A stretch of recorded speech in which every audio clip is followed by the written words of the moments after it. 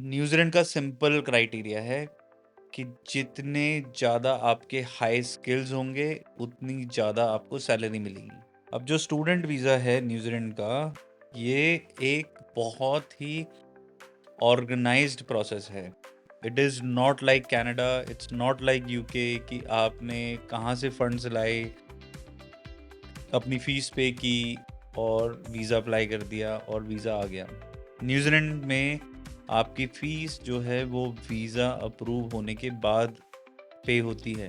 अब depending upon how much is your budget, you would decide should you go to a university or you should go to an institute or a private college which fits in your budget and also have good visa approval rate, a clear pathway कि जिससे कि आपकी high quality education आएगी, वो skills आएंगे जो New Zealand में required है और उसी के बेसिस पर आपके वीज़ा लगने के जो चांसेस हैं बढ़ जाते हैं। When you file your visa, जो आपका SVA फॉर्म होता है, जो वीज़ा फाइल करते हैं, वहाँ पर आपका जो भी एक्सपीरियंस है उसकी हर एक जॉब को डिस्क्राइब करना पड़ता है, उसमें रोल्स एंड रिस्पॉन्सिबिलिटी लिखनी पड़ती हैं। उस रोल्स एंड रिस्पॉन्सिबिलिटी में बताना पड़ता है कि आपने अभी तक जो भी पढ़ाई करी है, जो भी आपका एक्सपीरियंस है, उसमें आपकी रोल्स एंड रिस्पॉन्सिबिलिटी क्या थी। उसके बेसिस पर ही वीज़ा ऑफिसर जो है वो डिसीजन लेता है कि आप एक स्किल्ड पर्सन हो जिसके पास ऑलरेडी एक्सपीरियंस है, आप अपनी पढ़ाई को अपग्रेड करने के लिए न्यूजीलैंड आ रहे हो और उस अपग्रेडेशन के बाद आपके पास वो स्किल्स आएंगे जो आपके करियर में प्रोग्रेस करने के लिए ज़रूरी हैं। The person who is sponsoring you, who is also going to repay the loan, उनकी इनकम आपकी EMI के, एनुअल EMI की एटलीस्ट 3 times होनी चाहिए। So for example, your loan is for 40 lakhs, your EMI is 50,000 a month. सो जो आपके जो स्पॉन्सर है उनकी इनकम 1.5 लाख रुपए महीना होनी चाहिए, that too on your ITR पर सोर्स ऑफ इनकम होना चाहिए कि वो सैलरी है या बिजनेस है। अगर सैलरी है तो सैलरी के सारे डॉक्यूमेंट्स लगेंगे और अगर बिजनेस है तो बिजनेस के सारे डॉक्यूमेंट्स लगेंगे। अगर इसमें आप ये बोलते हो कि हम कर लेंगे, देख लेंगे, हो जाएगा, हमारे पास और एसेट्स हैं, दैट वुड नॉट वर्क। आप खुद सोचो, अगर आपका बिजनेस होगा तो क्या आप एक ऐसे बंदे को हायर नहीं करना चाहोगे जिसको उस काम की पूरी नॉलेज होगी, या फिर ऐसे बंदे को हायर करोगे जस्ट कि उसने एप्लीकेशन कर दी है तो आप उसको हायर कर लोगे? You would do your due diligence, you will take the interview, you will understand their education, you will understand their work experience, you would like to meet that person, conduct the interview. If there is any criteria where you want to check their performance, then you would check the performance and then you are going to hire that person. Because मुश्किल क्या है कि आपने higher तो कर लिया, then New Zealand के जो लॉज हैं उसके अकॉर्डिंग किसी को फायर करना, it becomes rather very difficult. Each and every step, right from choosing the right course, funding, आपकी ITR, आपके वर्क एक्सपीरियंस डॉक्यूमेंट्स, आपकी SOP, once you get your student visa, then आपके आगे के जितने भी प्रोसेस है वो सारा स्मूथली हो पाए।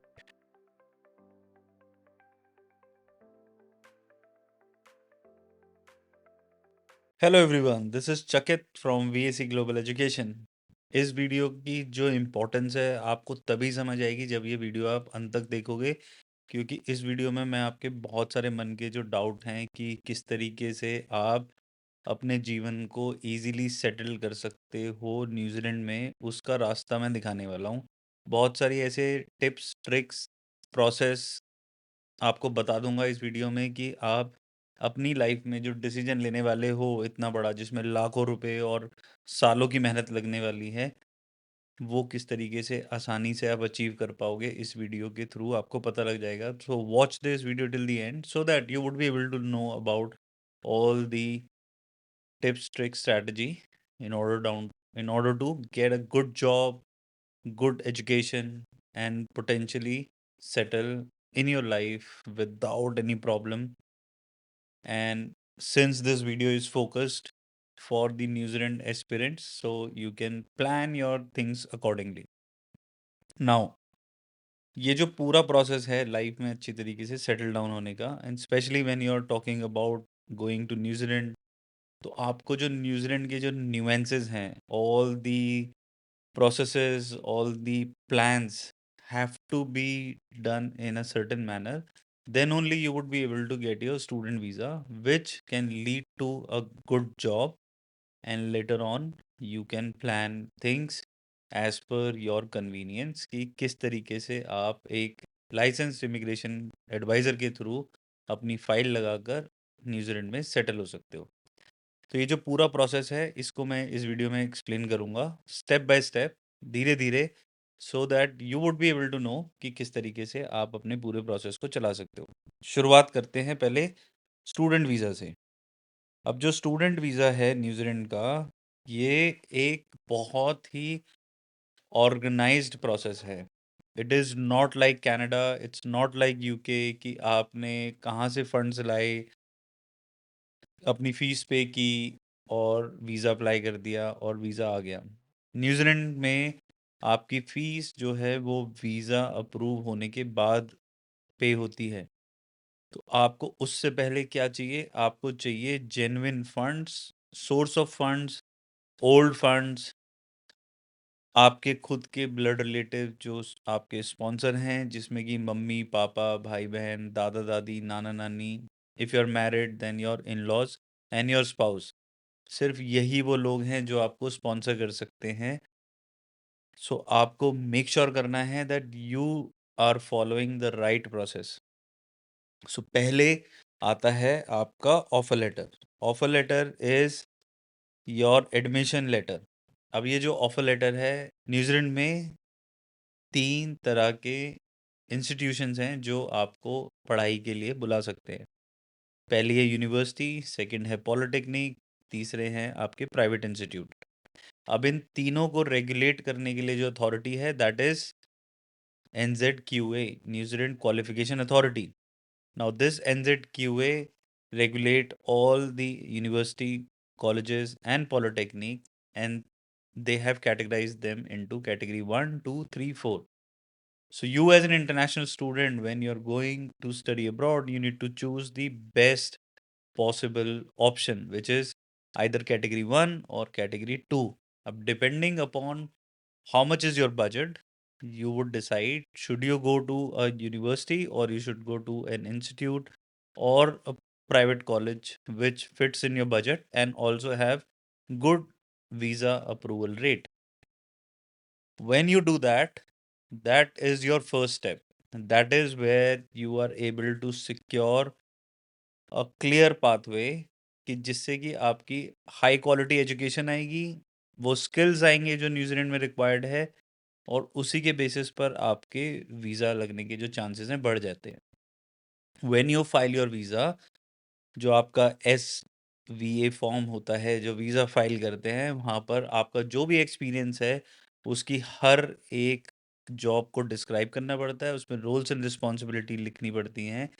उस रोल्स एंड रिस्पॉन्सिबिलिटी में बताना पड़ता है कि आपने अभी तक जो भी पढ़ाई करी है, जो भी आपका एक्सपीरियंस है, उसमें आपकी रोल्स एंड रिस्पॉन्सिबिलिटी क्या थी। उसके बेसिस पर ही वीज़ा ऑफिसर जो है वो डिसीजन लेता है कि आप एक स्किल्ड पर्सन हो जिसके पास ऑलरेडी एक्सपीरियंस है, आप अपनी पढ़ाई को अपग्रेड करने के लिए न्यूजीलैंड आ रहे हो, और उस अपग्रेडेशन के बाद आपके पास वो स्किल्स आएंगे जो आपके करियर में प्रोग्रेस करने के लिए ज़रूरी हैं। अ क्लियर पाथवे कि जिससे कि आपकी हाई क्वालिटी एजुकेशन आएगी, वो स्किल्स आएंगे जो न्यूजीलैंड में रिक्वायर्ड है, और उसी के बेसिस पर आपके वीज़ा लगने के जो चांसेस हैं बढ़ जाते हैं। Then only you would be able to get your visa. If you will be applying to courses which are not in demand in New Zealand, which are not in demand in India, there are very high chances that you might not be able to get the visa. Now, student visa, the funding is the most critical and important thing. If your funding is not sorted, then the chances of getting the visa is very, very low. So, I've told you who can sponsor you. Now, what kind of funds can be accepted? So, funds in the form of savings, FD, mutual fund, stocks, national pension scheme. If you have funds in your post office saving, that needs to be transferred into your regular bank account.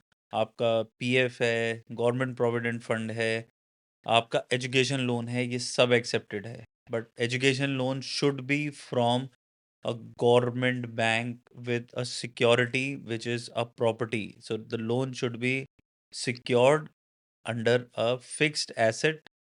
The sponsor of the loan, the person who is sponsoring you, who is also going to repay the loan, उनकी income आपकी EMI के annual EMI की at least 3 times होनी चाहिए. So for example, your loan is for 40 lakhs, your EMI is 50,000 a month.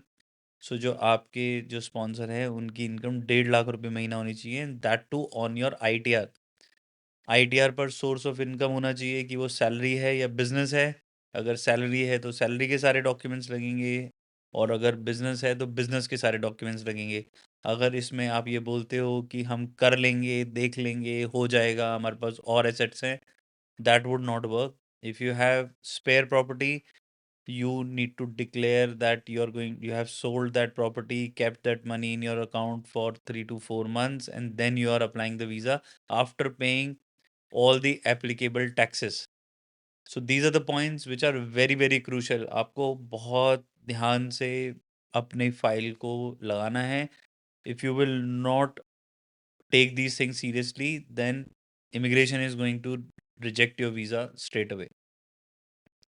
तो ये तो हुई आपके स्टूडेंट वीज़ा तक की बात. इसके बीच में बहुत सारे पॉइंट्स हैं. जब आपको पीसीसी चाहिए, मेडिकल चाहिए, आप अपने स्पाउस को साथ ले जा सकते हो, बच्चों को ले जा सकते हो. वो सारी जो डिटेल्स हैं वो आप हमारे साथ कॉल करके डिस्कस कर सकते हो. We have got licence immigration adviser on our panel who can help you with your spouse visa, kids visa, everything. But these are the critical things. Without funds, without proper documentation, without justification that why you want to do this course, it would be very hard for you to get the visa. Now, once you have got your student visa, what next? देखो, New Zealand का simple criteria है कि जितने ज़्यादा आपके high skills होंगे उतनी ज़्यादा आपको सैलरी मिलेगी. Now if you want to settle, आराम से यहाँ पर न्यूजीलैंड में सेटल होना चाहते हो, तो आपको वो कोर्सेज चूज़ करने पड़ेंगे जो ग्रीन लिस्ट में हैं. ग्रीन लिस्ट में होने का मतलब है कि ये वो कोर्सेज हैं जो वहाँ पर डिमांड में हैं, जिनकी वहाँ पर रिक्वायरमेंट है, जिसको गवर्नमेंट इंडोर्स कर रही है कि हमें इन लोगों की ज़रूरत है, और आपको वेबसाइट पे दी हुई इन्फॉर्मेशन के अकॉर्डिंग एक पाथवे मिलता है कि आप वहाँ पर सेटल हो सकते हो. नाउ, हर एक ऑक्यूपेशन के अपने अपने क्राइटेरिया हैं. उन क्राइटेरियाज को आपको पूरा करना है, और जब आप वो क्राइटेरियाज पूरा करते हो तो आपको आगे जाके वहाँ पे सेटल होने का ऑप्शन मिलता है. तो ये जो पूरा प्रोसेस है ये होता है लाइसेंस्ड इमिग्रेशन एडवाइज़र के थ्रू. लाइसेंस इमिग्रेशन एडवाइज़र आपको आपके स्टूडेंट वीज़ा आने के बाद जब आपका कोर्स ख़त्म हो जाता है और आपको एक प्रॉपर जॉब लगती है, आपको हेल्प करता है आप पीआर लेने में. तो आपको इस तरीके से पूरा पाथवे करना होता है. बट इसमें जो सबसे इम्पोर्टेंट चीज़ है वो है आपके स्किल्स. जितने ज़्यादा अच्छे आपके स्किल्स होंगे जो कि न्यूजीलैंड में डिमांड में हैं, उतने ज़्यादा आपके वहाँ पर सक्सेसफुल होने के चांसेस हैं. नाउ, जो भी आपने पढ़ाई करी है सब कुछ उसी पे ही डिपेंड करता है. तो आपको यहाँ से आपकी जो पढ़ाई है वो बहुत क्रिटिकली चूज़ करनी है. आपको रेलेवेंट प्रोग्राम चूज़ करना है. आपको ऐसा प्रोग्राम चूज़ करना है जो कि आपको वहाँ पर न्यूजीलैंड में हेल्प करे एक अच्छी जॉब दिलाने में, जिससे कि आप अपने फ्यूचर को और फैमिली को सिक्योर कर सको. तो जितने ज़्यादा हाई आपके स्किल्स होंगे उतने ज़्यादा आपकी हाई सैलरी होगी. अब बच्चे क्या सोचते हैं कि मैं यहाँ से इंडिया से अभी से ही सब कुछ प्लान कर लूँ. देखो भाई, यहाँ से आप सिर्फ वो प्रिकॉशनरी स्टेप्स ले सकते हो जो ज़रूरी हैं, बट आप यहीं से सब कुछ प्लान करके जाओ ऐसा ज़रूरी नहीं है. यहाँ से सब कुछ प्लानिंग नहीं हो सकती है. आपको वहाँ का सिस्टम समझने में, लोग समझने में, एनवायरनमेंट समझने में it is going to take time. And until unless you are not ready to give that time, तो आपको दिक्कत ऑब्वियसली मेंटली होगी.